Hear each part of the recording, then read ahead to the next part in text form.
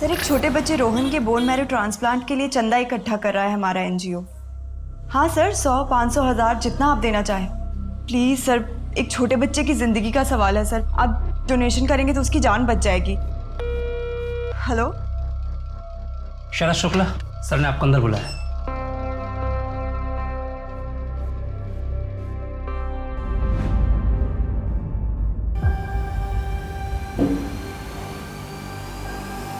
अरे आओ बैठो। शरद 15 लाख इकट्ठा नहीं हुए, 3.5 लाख हो पाए हैं। मैंने अपनी पूरी कोशिश की। लोग डोनेशन के मामले में कतराते हैं। सॉरी मैथिली, मुझे लगता है तुम लोगों को किसी और से मदद लेनी चाहिए। ठीक है कटारिया साहब, जितना हुआ है उतना ही दे दीजिए, बाकी हम कहीं और से ट्राई करते हैं। शरद, मैं वो पैसे तुम्हें कैसे दे सकता हूँ? तो किसी दूसरे बच्चे की जान बचाने के काम आएंगे ना। किसी और बच्चे के मतलब? वो पैसा रोहन के लिए जमा हुआ है, आपको वो पैसा मुझे देना ही होगा। मेरी बात मैं समझ सकता हूँ तुम्हारी बेबसी को। ऐसी स्थिति में इंसान गुस्सा हो जाता है। मैं चाहूँ ना तो बाकी के सारे पैसे मैं गिफ्ट में दे सकता हूँ। उसके लिए मुझे तुमसे भी एक गिफ्ट चाहिए। इसको भेज दो ना मेरे पास 1 महीने के लिए। अरे अच्छा, 1 हफ्ते के लिए भेज देना। Calm down, calm down.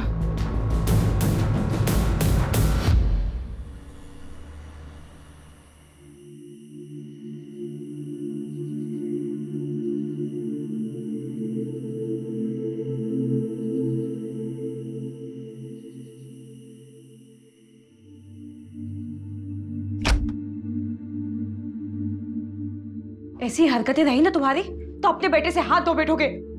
अब वो करेगा कटारिया हमारी मदद? वो कटारिया हमारी मदद करने वाला था भी नहीं, साला चोर कमीना। उसे कोई फर्क नहीं पड़ता कोई जिए या मरे। तुम नहीं समझती कि वो क्या चाहता है। अच्छा, मैं नहीं समझूंगी। मुझे सब दिखता है कि तुम क्या चाहते हो। अपने बेटे से ज्यादा ना तुम्हें उस निकिता का ख्याल है। Calm down. मैथिली, बकवास बंद करो, पहले ही मेरा दिमाग खराब है। और रोहन की किस्मत खराब है कि तुम जैसा बाप मिला।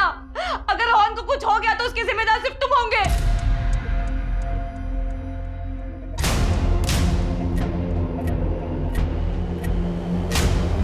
अरे अरे अरे अरे अरे, कहाँ जा रहे हैं शरद बाबू? पैसे कब लौटाएगा? कितो साले तुम सबके सब सिर्फ बोटियां नोचना आता है। क्या बोला बे? हाँ? एक तो अपने बेटे के इलाज के लिए हमसे कर्जा लिया और ऊपर से हमें आके दिखा रहा है। लौटा दूंगा तुम्हारे पैसे, निकल अभी यहां से।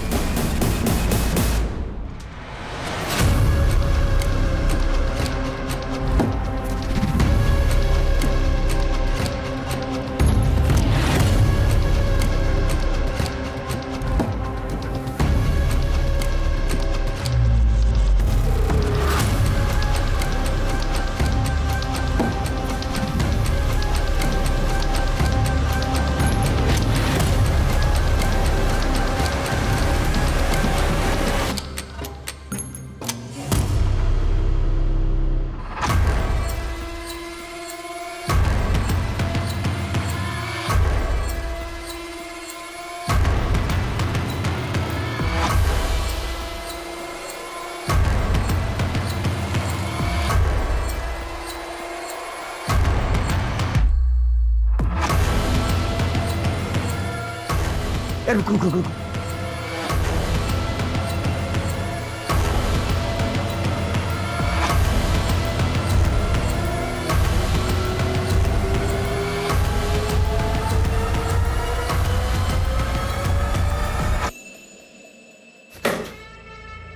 सारा पैसा ले गए।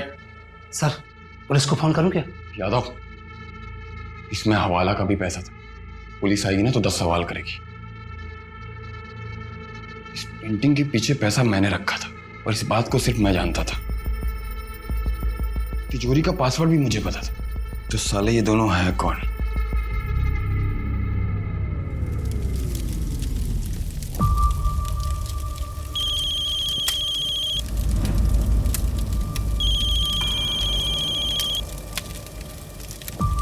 हाँ बोल। अभी आ जाऊं? आ जा। ठीक है, आधे घंटे में गेहूं खेड़ा के पास मिलते हैं। अरे वाह, मेरा शेर पढ़ाई कर रहा है। दवाई खाई बेटा? पापा आप कहीं जा रहे हैं क्या? हाँ बेटा, एक जरूरी काम से जा रहा हूँ। पापा मैं कब ठीक होऊंगा? बहुत जल्दी बेटा। और ये सब जो कर रहा हूँ ये तुम्हारे लिए ही कर रहा हूँ। बस मैं यूं गया और यूं आया, फिर मैं और मेरा शेर साथ में मस्ती करेंगे। बाय। बाय।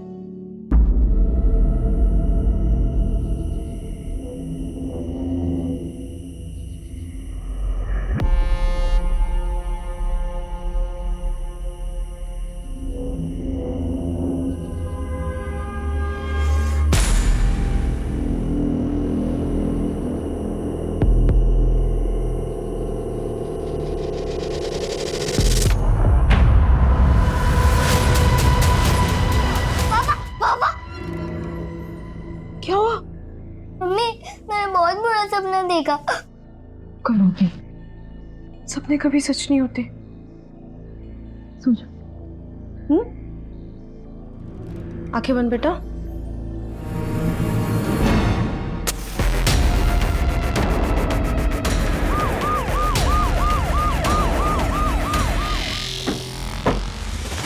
आइए सर, आइए।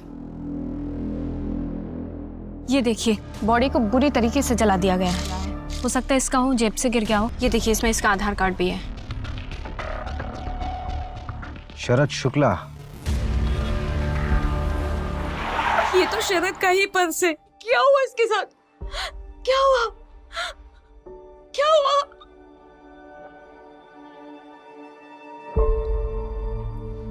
आओ बेटा, क्या नाम आपका? रोहन। बहुत प्यारा नाम है।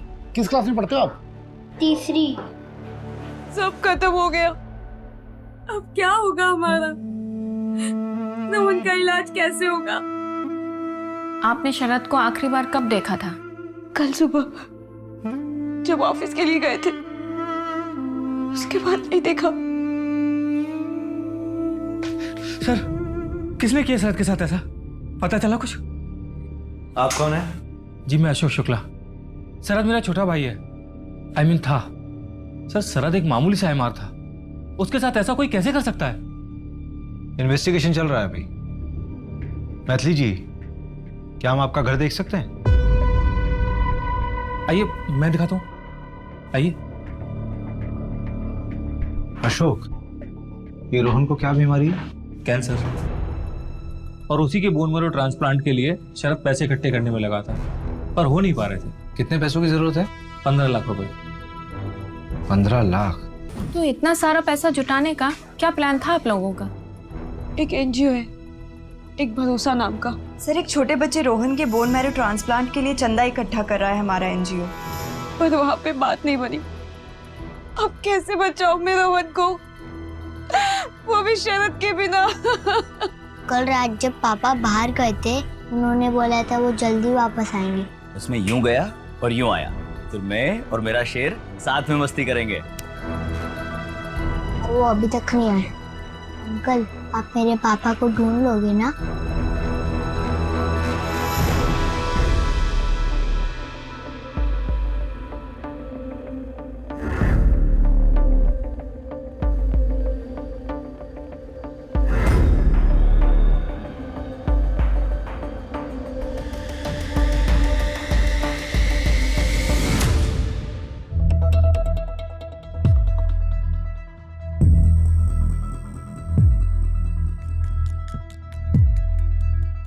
भाई, कर्जे का क्या होगा?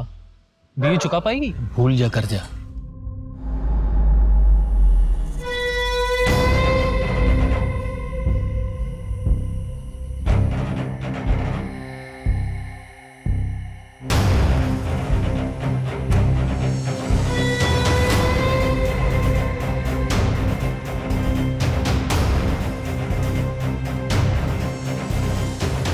क्या हुआ? यहाँ क्यों बुलाया? पुलिस ने मेरे बारे में कुछ पूछा क्या? नहीं, पुलिस को कुछ नहीं मालूम है तुम्हारे बारे में। अच्छा यही होगा कि कुछ दिनों के लिए तुम ये शहर छोड़ के चले जाओ। शरद शुक्ला, आखिरी बार इसकी वाइफ ने इसको देखा था सुबह 12 मार्च को, और इसकी डेथ भी सेम डे हुई 12 मार्च को लेट नाइट। उसकी फैमिली में मैथिली उसकी वाइफ, शरद है। और रोहन बेटा जिसको मेडिकल इशू है, और अशोक इसका बड़ा भाई। शरद मेरा छोटा भाई है। इसका बड़ा भाई क्या करता है? सर ये कोई ना कोई नया बिजनेस करता रहता है लेकिन चलता नहीं है, अभी भी ट्राई कर रहा है। और सर सुना है कि अपने बिजनेस के लिए कोई हवन वगैरह भी करता है। वैसे भी उसको देखकर लगा नहीं कि भाई के मरने का कोई दुख भी है उसको। एक तो ये मर्डर केस, ऊपर से एक चोरी का केस और आ गया। ऑलरेडी 3 चोरियां हो चुकी हैं और आज ये चौथी चोरी है।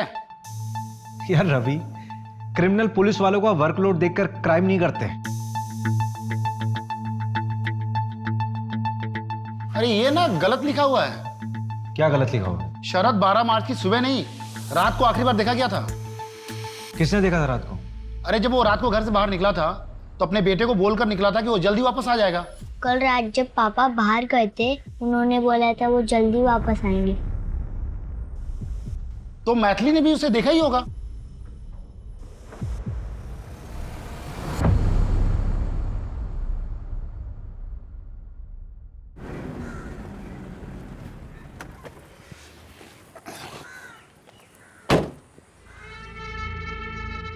यादव, हाँ सर। वो देख सीसीटीवी, इसकी फुटेज निकलवा, कुछ ना कुछ मिलेगा। साहब वो बहुत खड़ूस आदमी है, देगा नहीं। 2 घंटे के अंदर मुझे इसकी पूरी फुटेज चाहिए, समझा तू? जी सर। जाना आप। सर जी फुटेज मिल गया। आ जाओ।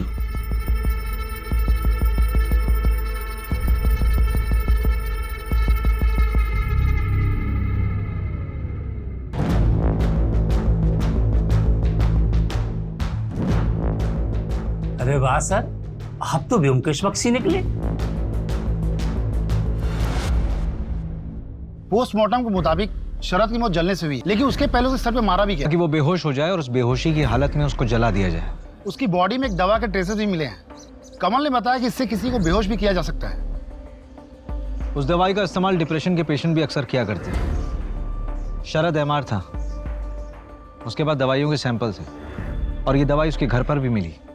रवि, हो सकता है कि घर के हालातों की वजह से वो डिप्रेशन में चला गया हो और उसने दवाई बिना प्रिस्क्रिप्शन के खुद ही ले ली हो। उसके ऑफिस वालों से बात करते हैं ना। सही कह रहे हो। मैथिली का क्या हुआ? कॉल रिकॉर्ड चेक किए हैं सर, लेकिन कुछ गड़बड़ तो नहीं लगी। लेकिन नजर रख रहे हैं सर, कहाँ जाती है, किससे मिलती है, देख रहे हैं।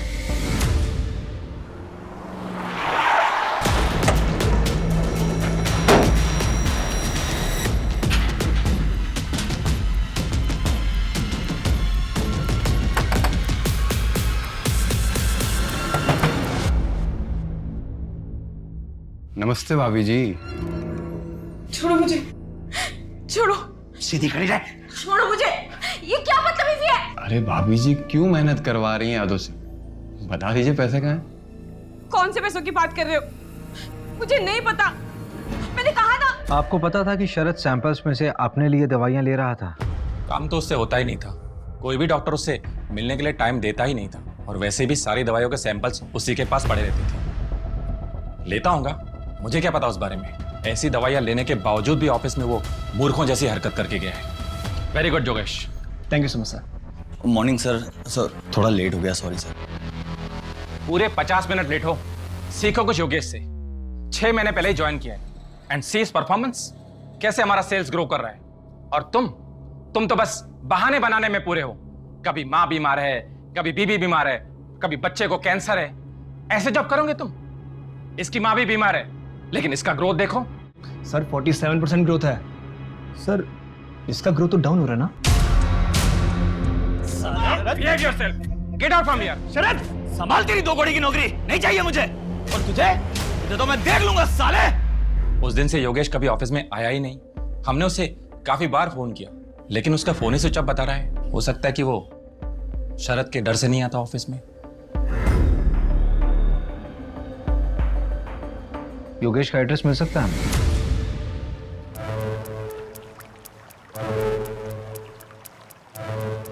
ये ले समोसे। यहाँ पे कब तक रुकना है? आजकल क्या है ना, पुलिस बहुत जल्दी क्राइम साइट पर पहुंच रही है। तो क्या है, एरिया बदल डालते हैं।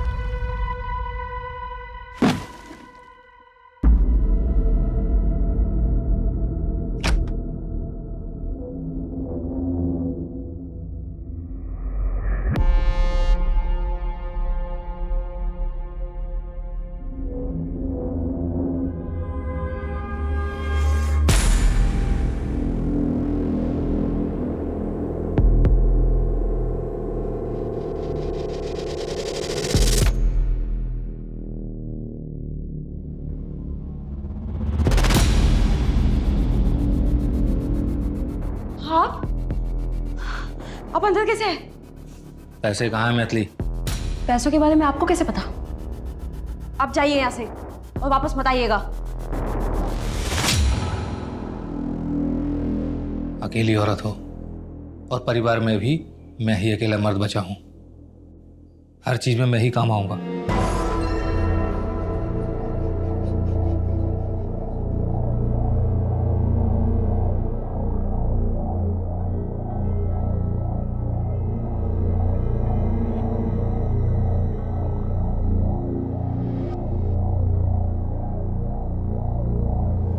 हाँ मैडम, अरे पूरी नजर बना के रखी है मैंने। अब एक वो लेडीज वाली क्लिनिक में गई थी। लेडीज वाली क्लिनिक? गायनेक है क्या?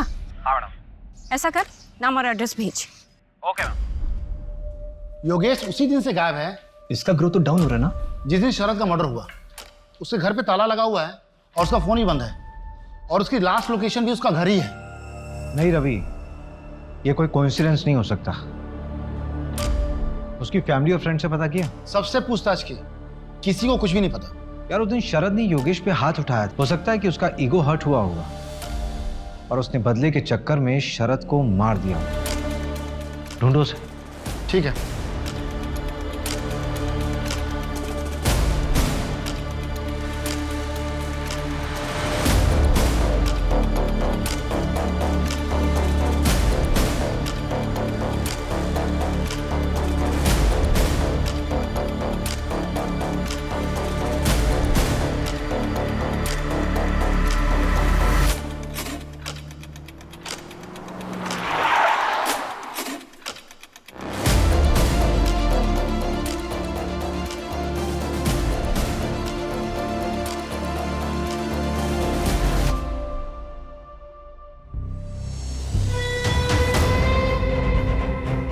बता कहाँ है मेरा पैसा?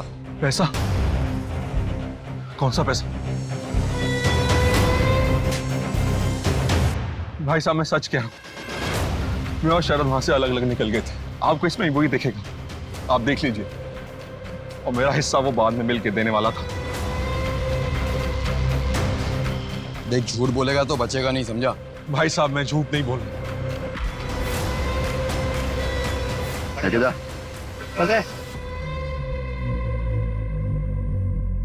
सर, बीबी कहती उसे नहीं पता और ए कहता ऐसे नहीं पता।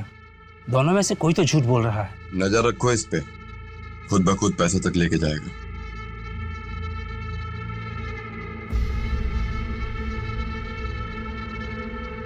यादव। हाँ सर। ये निकिता आज भी नहीं आई क्या? साहब 4 दिन से नहीं आई, फोन भी नहीं लग रहा है। मैथिली, तुम प्रेग्नेंट थी, तुमने अबॉर्शन कराया, क्यों? मैम वो अब शरद नहीं रहे ना, तो मैं अकेले दूसरा बच्चा कैसे संभालती? झूठ मत बोलो मैथिली, तुम्हारी रिपोर्ट पढ़ी है मैंने। तुम्हारे साथ जबरदस्ती हुई थी ना, चोट के निशान थे तुम पर।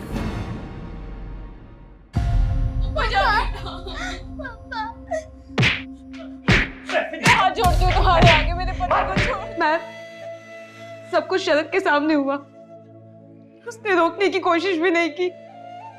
इस बात को लेकर तुम्हारे मन में शरद के लिए गुस्सा है? मैथिली, मैं बाहर जा रहा हूँ, कुछ देर में आता हूँ।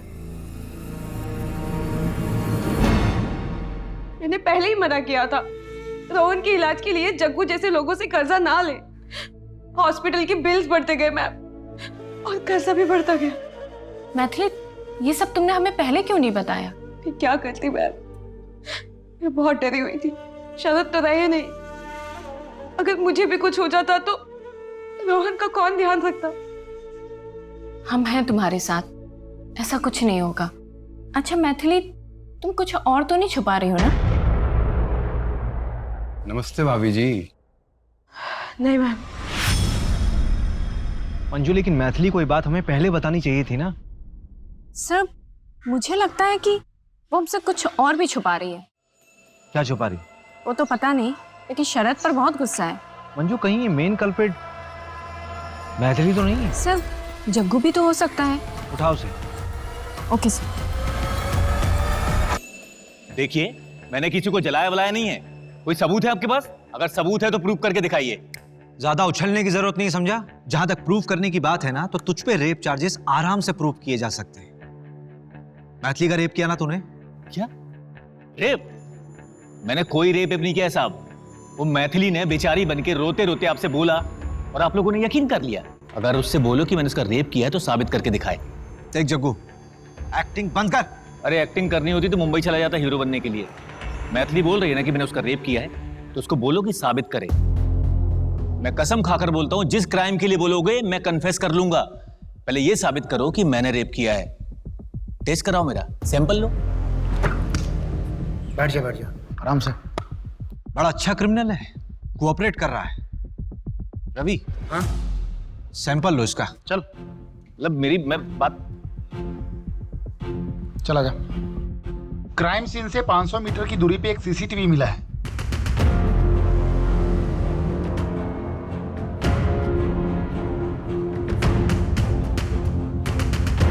ये अरुण कटारिया है जो एनजीओ चलाता है।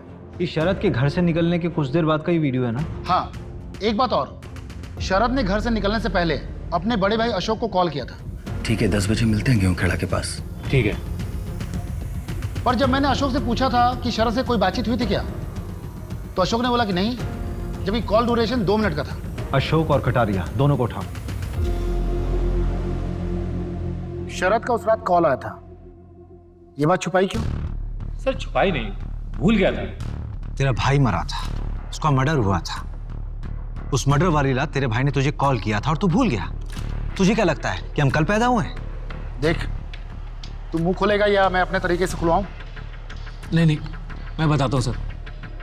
और मर्डर मैंने नहीं किया। उस रात शरद को मेरी हेल्प की जरूरत थी, उसके बाद कहीं से बहुत सारा पैसा आ गया था। भैया मेरे पास ना कुछ पैसे हैं रोहन के इलाज के लिए, आप 1-2 दिन अपने पास रख लीजिए और आप ये बोलकर मैथिली के सामने दे दीजिएगा कि आपने कहीं से इंतजाम किया है रोहन के इलाज के लिए। मैथिली आप पर शक नहीं करेगी। अरे तुम्हारे पास इतने पैसे आए कहाँ से? वो मैं अभी नहीं बता सकता। ठीक है, 10 बजे मिलते हैं गेहूं खेड़ा के पास। ठीक है सर। मैंने उसका वहां पर काफी देर इंतजार किया, पर वो वहां आई नहीं। और ये बात आप लोगों से इसलिए छुपाई कि आप लोग मुझ पर ही शक करते। देख, तूने बात छुपाई इसलिए शक करना तो बनता है। कहीं ऐसा तो नहीं कि शरद ने तुझे पैसे देने का आइडिया ही ड्रॉप कर दिया हो, इस वजह से तूने उसको मार दिया हो और पैसे चुरा लिए हो? तेरा बिजनेस तो वैसे ही ठप था ना, तो पैसों की जरूरत पड़ती, लालच आ गया होगा। नहीं सर, मैंने उसे नहीं मारा। पैसे कहाँ है मैथिली? तूने कुछ किया या नहीं किया ये तो हम पता कर लेंगे, लेकिन अगर कुछ किया होगा ना तो बचेगा नहीं। तो जिस वक्त तेरा फोन आया था उस वक्त का लोकेशन रतिबड़ की जंगल के आसपास था। क्या कर रहा था वहां?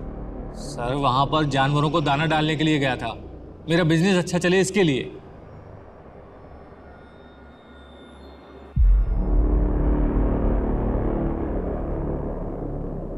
ये शरद के पास इतना पैसा आया कहां से होगा? यार रवि, मुझे लगता है उसने कोई ना कोई कांड तो किया होगा और शायद इसी वजह से उसका मर्डर भी हो। कटारिया कहाँ है?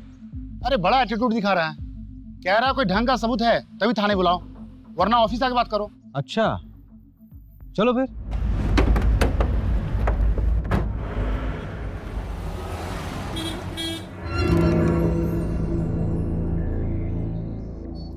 नमस्ते नमस्ते। कुछ ठंडा गरम मंगाए क्या आप लोगों के लिए? नहीं, टाइम वेस्ट करने से कोई फायदा नहीं है, काम की बात करते हैं। रवि,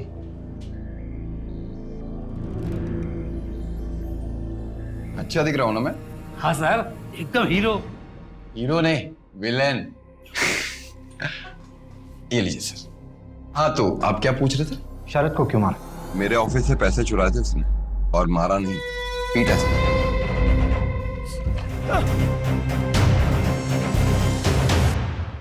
जिंदा जला दूंगा ऐसा कहा था सर। शायद उस दिन माता बैठी थी जबान पे, मैंने तो बोला जला किसी और ने दिया।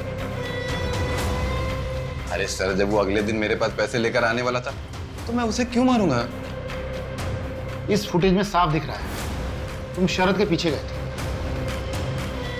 अरे वहां मेरी गाड़ी खड़ी थी ना सर, इसलिए जाना पड़ा।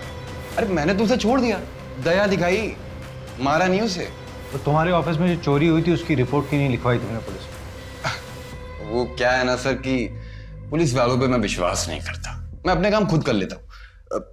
आपको एक चीज दिखा, ये देखिए।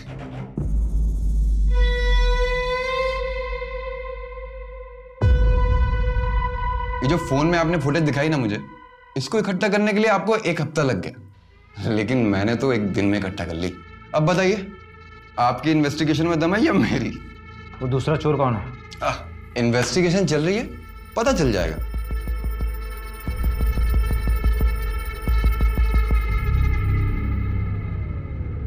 इसके ऊपर ना जरूर बड़े नेता लोगों का हाथ है, वरना इसकी इतनी हिम्मत नहीं होती।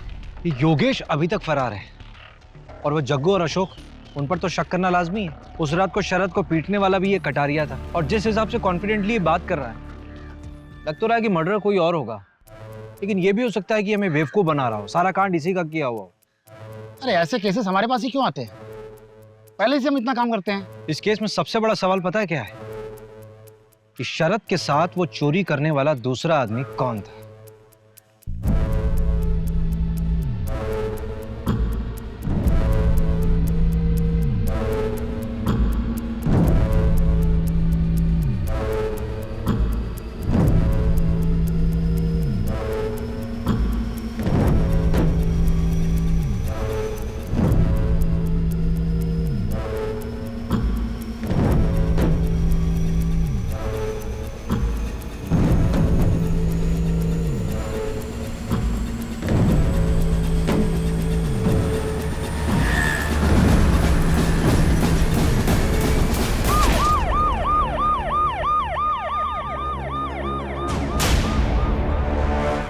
एक्सीडेंट लग रहा है, ड्रिंक एंड ड्राइव होगा। कमल को बोल 12 घंटे के अंदर मुझे इनिशियल रिपोर्ट चाहिए, बाकी डिटेल्स बाद में सबमिट कर देना। हाँ ठीक है। अशोक की ऑटोप्सी रिपोर्ट। कमल ने कमाल कर दिया, 12 घंटे बोला था, 10 घंटे में रिपोर्ट दे दी।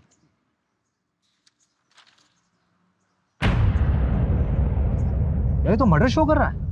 इस रिपोर्ट के मुताबिक एक्सीडेंट के बाद किसी भारी ऑब्जेक्ट से उसका सर कुचला गया था। इसका मतलब ये एक्सीडेंट वाली स्टोरी हमें भटकाने के लिए दिखाई गई। कहीं ये कटारिया के पैसे इसके पास तो नहीं थे?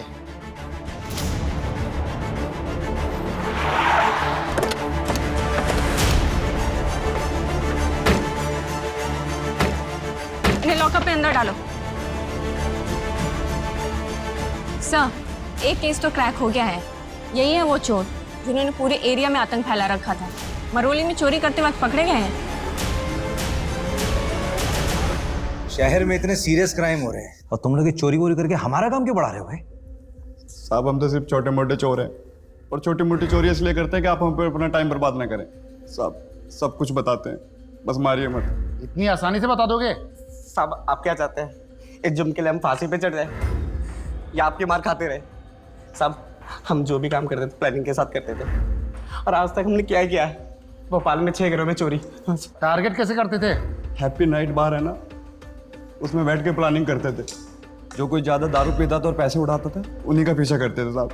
फिर उनके घर में चोरी की प्लानिंग करते थे साहब, बस।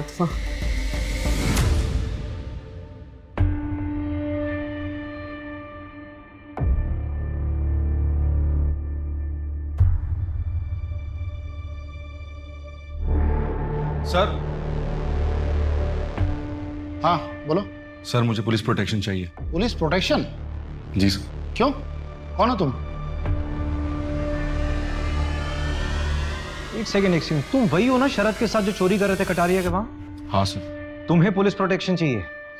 चल चल चल, जेल में डालेंगे तुमको। वहां ना A1 पुलिस प्रोटेक्शन मिलेगी तुमको। चले चल। सर मैं मानता हूं कि मैंने चोरी की है, पर अब पैसे मेरे पास नहीं है सर, और शरद की मौत के बाद मेरी जान को भी खतरा है सर। पैसे किसके पास है? मुझे नहीं पता सर किसके पास है, हो सकता है शरद की गर्लफ्रेंड के पास हो। शरद की गर्लफ्रेंड? जी सर, निकिता। उसी एनजीओ में काम करती थी। मैथिली भाभी ने बताया नहीं आपको?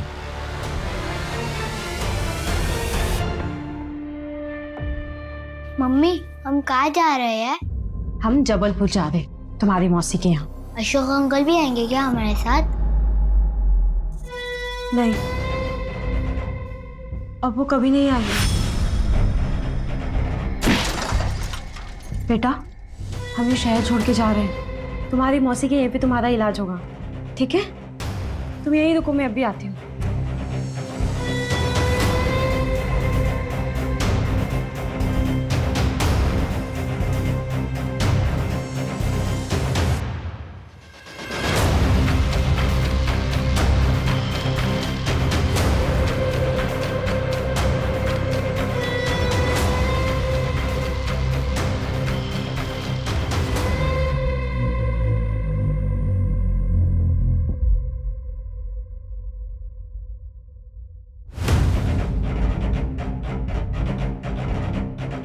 ये बैग वैग लेके कहाँ जा रही हो अचानक?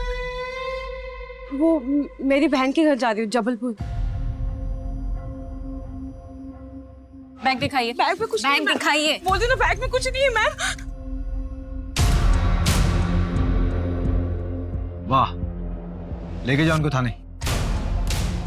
मैं बताती हूँ ना आपको सब। बैग यहीं पे। नीचे। मैं जो बताती बताना है थाने चलकर बताइए। मेरा बेटा अकेला है। चलिए थाने। मेरे बेटा। मम्मी मम्मी मम्मी मत जाओ मम्मी। मम्मी बेटा रोहन, चलो मेरे साथ चलो।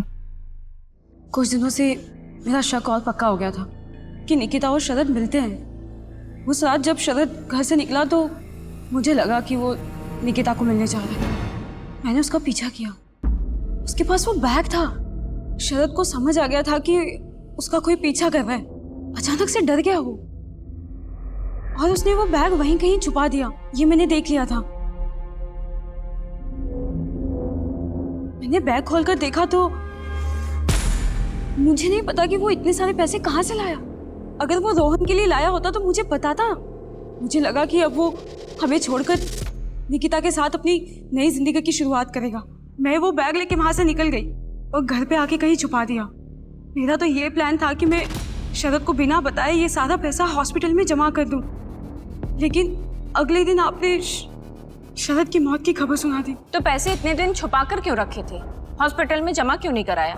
शरद की मौत के बाद मुझे मुकेश से ये बात पता चली कि उसने ये पैसे सारे कहाँ से चुराए थे, और ऊपर से वो कटारिया रोज घर पे आके धमकी देता था। मुझे मेरे पैसे किसी भी हालत में चाहिए।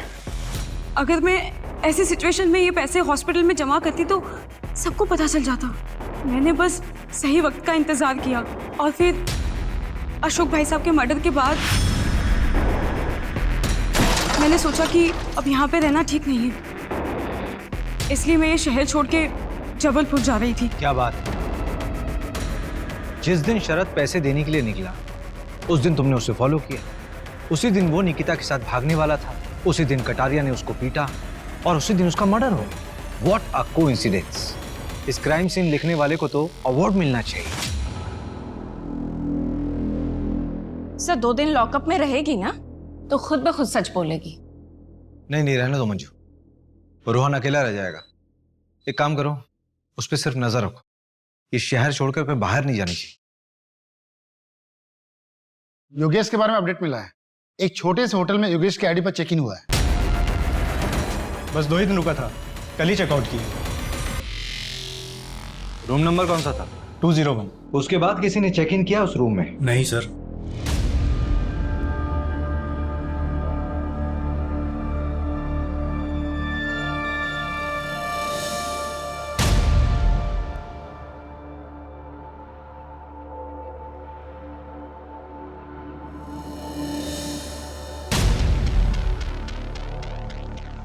रवि, ये बंदा 2 या 3 दिन में होटल बदलता होगा। बहुत स्मार्ट बंदा है।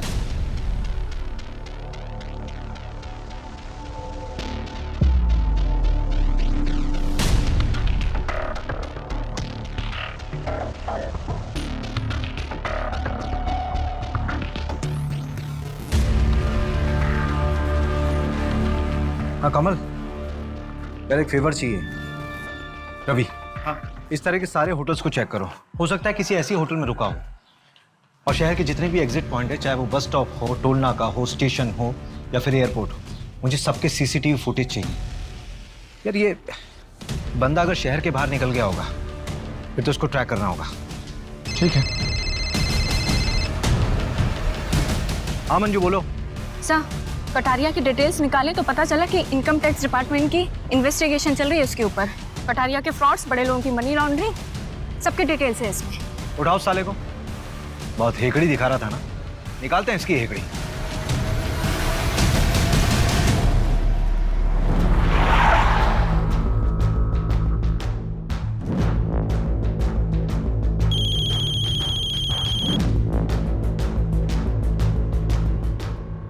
हेलो भाभी, सुना है पैसे का बैग आपके पास था, कहीं शरद को आपने तो नहीं? चलो बेटा।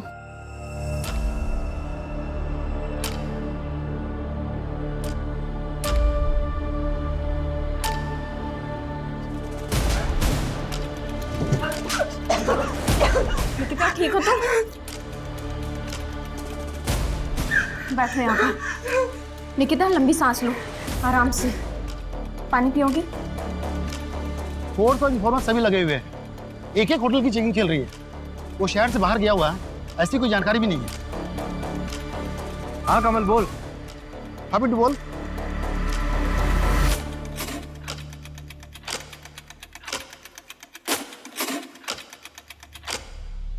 योगेश का पता चल गया है, एक लॉज में ठहरा है।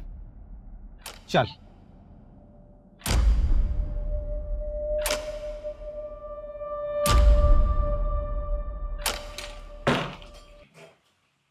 शरद शुक्ला, तेरा गेम ओवर। जिस लास्ट होटल में तू रुका था ना, वहां पे हमें ओजा सेन का पता दिखा। वहीं मुझे शक हो गया कि कोई और नहीं तू ही है। चल, तेरा अवार्ड लेने का टाइम आ गया है। इस कहानी का राइटर भी तो तू ही है ना? देखा, चल इसको। चल। सर सर सर सर देख, ये पार्टी मुझे बड़ी लग रही है, इसी को पकड़ते हैं। तूने इसके हाथ की घड़ी देखी? महंगी लग रही है यार। यार वो घड़ी मुझे चाहिए, मेरे साले ने मुझसे गिफ्ट मांगी है। तो फिर इसी को टारगेट करते हैं। पर वो क्रिमिनल है, बड़े लोगों के लिए मनी लॉन्ड्रिंग का काम करता है एनजीओ के जरिए। मैं कुछ करना चाहता हूँ और इसमें मुझे तुम्हारी जरूरत है। चोरी करते हैं, कटारिया के ऑफिस में पैसा है। कमाल का कोइंसिडेंस है, जहां ये चिंदी चोर रंजन और मट्टू बैठकर प्लान करते थे, वहीं पर एक क्राइम भी प्लान हुआ। तुमने मैथिली से सब कुछ छुपा के रखा हुआ था। उस रात जब तुम बैग लेके घर से बाहर निकल रहे थे तो मैथिली ने तुम्हें देख लिया था, और इतने दिनों से वो बैग उसी के पास था। मैं मैथिली को सब कुछ बताने ही वाला था। और निकिता का क्या? उसको भी कुछ नहीं पता था। चलो एक काम करो राइटर साहब, अपनी कहानी अपनी जबानी बताओ। बैग छुपाने के बाद मैं कटारिया की पकड़ में आ गया था।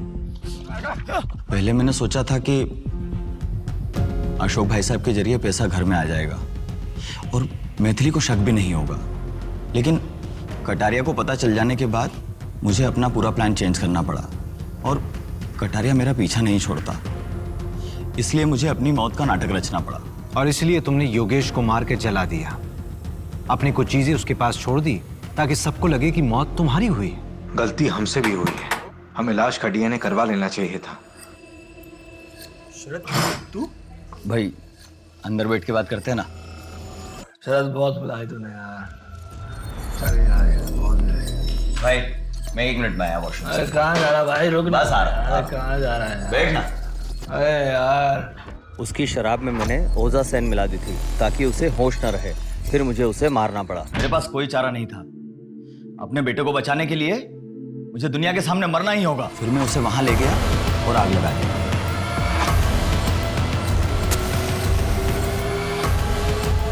बाद में मैंने सोचा कि पैसों का बैग निकालकर मैं मैथिली को दे दूंगा, लेकिन जब मैं वहां पहुंचा तो पैसों का बैग वहां नहीं था।